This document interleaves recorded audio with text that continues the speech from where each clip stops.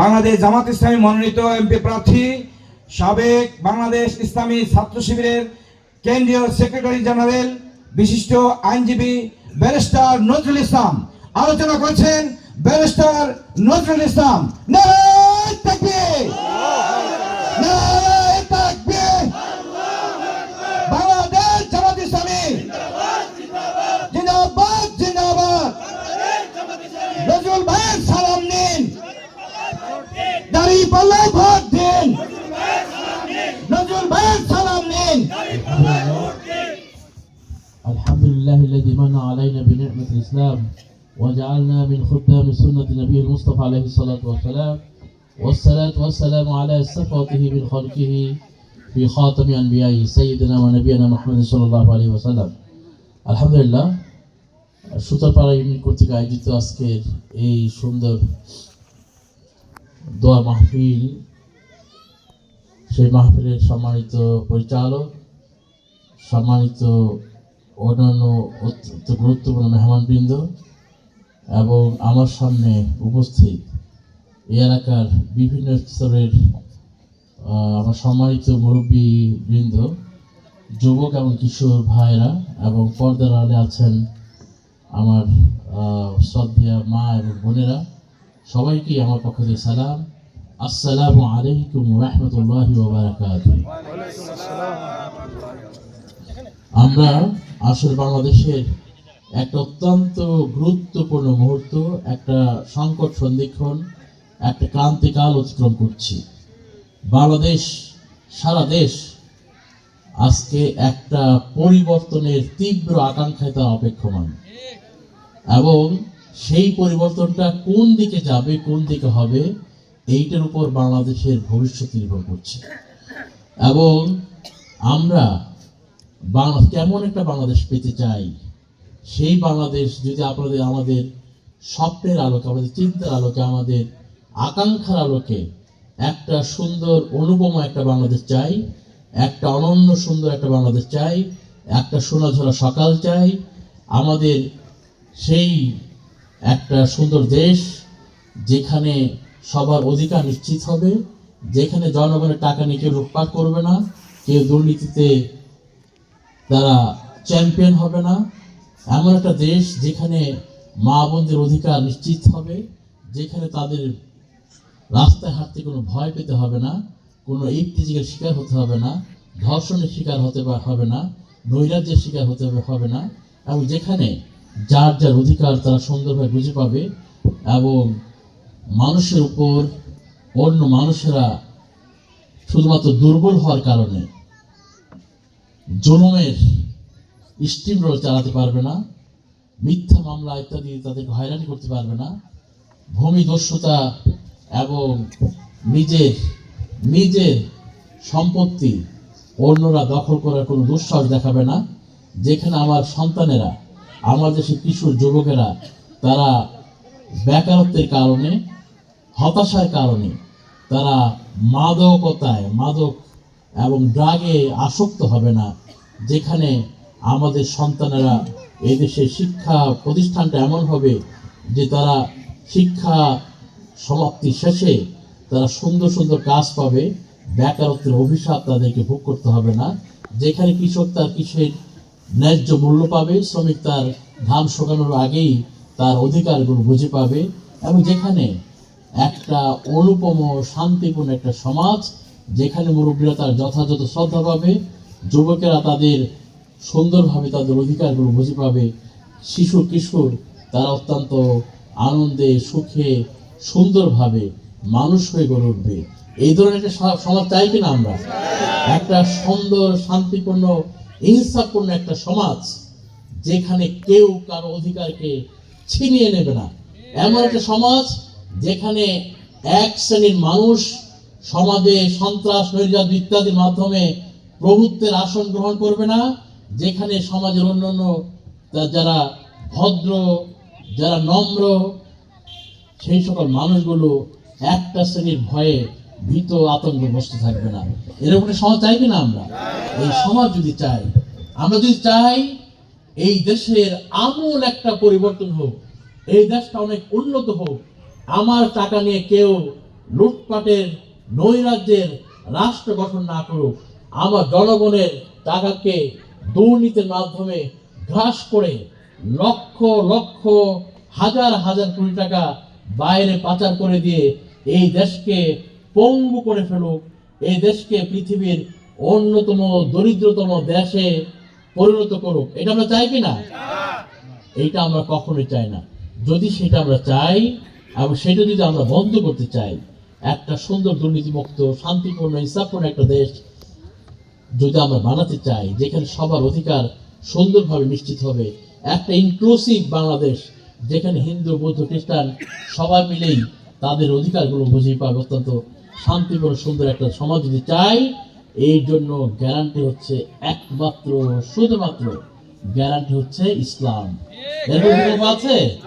আমরা 54 বছর সেটা টেস্ট করেছি, 54 বছর না, সেই আমরা ব্রিটিশ আমল থেকে শুরু করে পাক ভারত উপমহাদেশ থেকে শুরু করে 71 পরে নতুন যে বাংলাদেশের অভ্যুত্থান হয়েছে, তা সেই সময় থেকে দেখছি যারাই এদেশের শাসন ক্ষমতা এসেছে, ইচ্ছায় হোক অনিচ্ছায় হোক, আমাদের ভোট নিয়ে যারা ক্ষমতায় গিয়েছে, সেই সংসদে গিয়েছে, তারা জনগণের অধিকার প্রতিষ্ঠার চেয়ে নিজেদের অধিকার তারা প্রতিষ্ঠিত করেছে। জনগণের ভাগ্যের পরিবর্তনের কথা বলে নিজেদের ভাগ্য পরিবর্তন করেছে। জনগণের কাছে চটকদার স্লোগান দিয়ে তারা ক্ষমতায় গিয়ে নিজেদের আখের গুছিয়েছে। আমরা সেই ধারা সম্পূর্ণভাবে চেঞ্জ করতে চাই। চাই কিনা? আমরা চাই আমাদেরকে কেউ ধোঁকা দিয়ে বোকা বানিয়ে তারা বিত্ত বৈভবের বিলাসিতার স্বর্গ আমরা তৈরি করতে দিব না। আমরা এই ব্যবস্থার আমূল পরিবর্তন করতে চাই। আমরা এই কায়েমি স্বার্থবাদী গোষ্ঠী নৈরাজ্য দুর্নীতির অপকর্মের যে প্রাসাদ গড়ে তুলেছে বছরের পর বছর, সেই প্রাসাদকে চুরমার করে দিয়ে টুকরো টুকরো করে দিয়ে সেখানে নতুন ইনসাফের নতুন প্রাসাদ গড়তে চাই। চাই কিনা? আমরা তা যদি চাই, আজকে সময় এসেছে, আর মাত্র কিছুদিন, 12 তারিখে আপনাদেরকে সেই পরিবর্তনের জন্য কাজ করতে হবে, ভোট দিতে হবে। পারবো কিনা আমরা ইনশাআল্লাহ? এবং এই ব্যালটের মাধ্যমেই এই পরিবর্তনটা ইনশাআল্লাহ অবশ্যম্ভাবী করতে হবে। এই ক্ষেত্রে যদি আমরা ভুল করি, এই ক্ষেত্রে যদি আমরা আমাদের ভূমিকাকে যথাযথভাবে পালন করতে না পারি, তাহলে অবশ্যই অবশ্যই আমাদেরকে হয়তোবা যুগের পর যুগ আবার ওয়েট করতে হবে। যে হিসাবের কথা বললাম, যে শান্তিপূর্ণ একটা সমাজের কথা বললাম, আমাদের উসমান হাদি সেই ইনসাফ প্রতিষ্ঠার জন্য তার জীবন দিয়েছে, ঠিক কিনা? উসমান হাদি সেই ইনসাফ প্রতিষ্ঠার জন্য নিজের জীবনকে সে বিলিয়ে দিয়েছে। তার বক্তব্যগুলো আপনারা শুনবেন, সে খুব ভালো করে বুঝতে পেরেছে যেই পথে সে হেঁটেছে, যেই স্লোগান সে দিচ্ছে, যার জন্য সে কাজ করছে, সে স্লোগানে, বক্তৃতায়, আলোচনায়, মিছিলে, মিটিংয়ে যেই স্লোগান নিয়ে সে উচ্চকিত হয়েছে, ইনসাফ প্রতিষ্ঠার লড়াই, সে জানতো যারা ইনসাফকে প্রতিষ্ঠিত করতে দিতে চায় না, যারা অন্যায় জুলুম, সেই কায়েমি স্বার্থবাদী গোষ্ঠীরা এই সমাজ থেকে উচ্ছেদ হতে যাচ্ছে, যারা সেটা চায় না, অবশ্যই হয়তো তাদের হাতে তাকে কি করতে হবে? নিহত হতে হবে। এটা সে খুব ভালো করে বুঝতে পেরেছিল। কিন্তু সে কি তার পথ চলা বন্ধ করে দিয়েছে? সে কি এক সময় এক মুহূর্তের জন্য সে বসেছিল? শত হুমকি ধুমকি এবং তাকে কাফনের কাপড় পাঠানো থেকে শুরু করে অনেকভাবে তার পথকে রুদ্ধ করার চেষ্টা করা হয়েছে, কিন্তু সেই অকুতভয় সৈনিক, আল্লাহর গোলাম উসমান হাদি এক মুহূর্তের জন্য ইনসাফের লড়াই থেকে সে বিরত হয় নাই। আজকে তারা মনে করেছে এক উসমান হাদির কণ্ঠকে স্তব্ধ করে, তাকে হত্যা করে ইনসাফের লড়াইকে বন্ধ করে দেবে। কিন্তু আমরা দেখতে পাচ্ছি এক হাদি লোকান্তরিত হয়েছে। আজকে লক্ষ লক্ষ হাদি বাংলাদেশের রাজপথে আজকে কি হয়েছে? তারা উচ্চকিত হয়েছে, তারা স্লোগানে, মিছিলে আজকে সেই ইনসাফ প্রতিষ্ঠা লড়াইয়ে আরো মেসিক ভাবে, আরো ব্যাপক ভাবে সামিল হয়েছে। আজকে এই জন্য আমি বলতে চাই, মায়েরা এখানে এসেছেন, ভাইয়েরা এখানে আছেন, আজকে আমাদের এই দেশকে যদি আজাদ মুক্ত করতে হয়, আমরা যদি সত্যিকার আজাদি আমরা পেতে চাই, ঘরে ঘরে ওসমান হাদিদের জন্ম হতে হবে, ঘরে ঘরে ওসমান হাদি হতে হবে। এই বাংলাদেশকে আমরা আর কোন রাক্ষসের হাতে তুলে দিব না। এই বাংলাদেশকে কোন শকুনের হাতে ক্ষত বিক্ষত হতে দিব না। আমার লাল সবুজের পতাকা আমি মুক্ত রাখবো। এই দেশকে যদি আজাদি এবং গোলামি মুক্ত করতে হয়, আজাদি যদি পেতে হয়, তাহলে ইনশাআল্লাহ অসংখ্য সেই ওসমান হাদিদের তৈরি থাকতে হবে।